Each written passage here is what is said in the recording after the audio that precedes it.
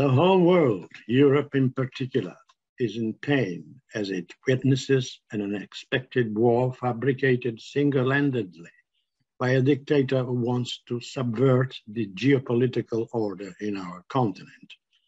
Cities and villages destroyed, thousands of victims, millions of people forced to flee their beloved country, millions of misplaced are the result of this conflict with an unprecedented humanitarian crisis. The way things are panning out in Ukraine, it is hard to see the way forward.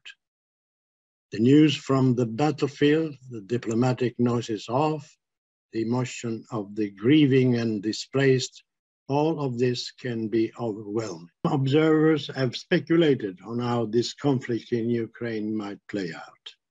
One scenario is that Russia escalates its military operations with indiscriminate artillery and devastating airstrikes across the country.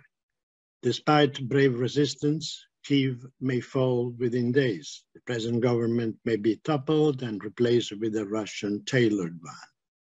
But any pro-Russian government would be vulnerable to insurgency, and it would be a very unstable victory for the Russians, with the consequence that the war turns into a protracted guerrilla war.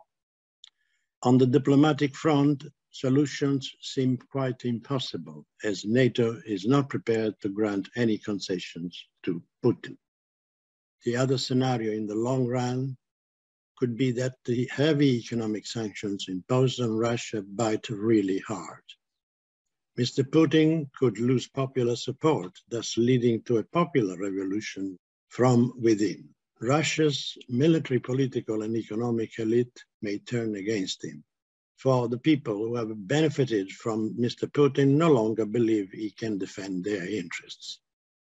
The really dreaded scenario would be a miscalculation, whereby the conflict spills over to other neighboring countries, resulting in open war with the West, with the likelihood of nuclear weapons being used.